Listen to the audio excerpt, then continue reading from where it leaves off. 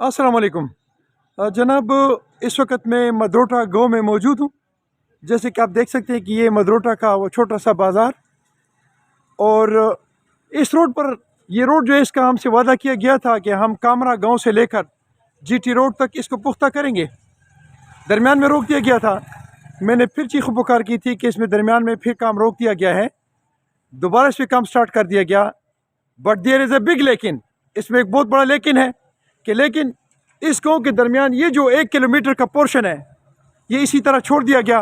Specially वो जगह छोड़ दी गई है जिधर मैंने स्पेशल कहा था कि इस नाले को आप इस तरीके से कवर करें कि यहाँ से आने वाली जो गाड़ियाँ हैं वो अक्सर सीधी आ जाती हैं और यहाँ पे एक्सीडेंट्स का ख़तरा होता है, बल्कि यहाँ एक्सीडेंट्स होते हैं।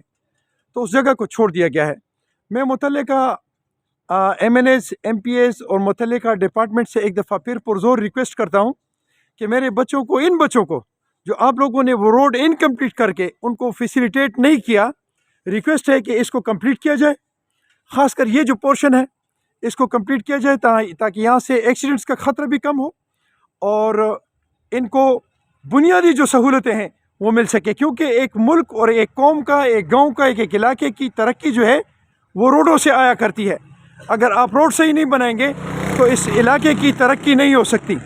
एक और अहम चीज़ ये है कि मेरे मुख्तलिफ़ लोग जो हैं, जो हमारे मुंतखब नुमाइंदे हैं, वो इसी इलाके से ताल्लुक़ रखते हैं।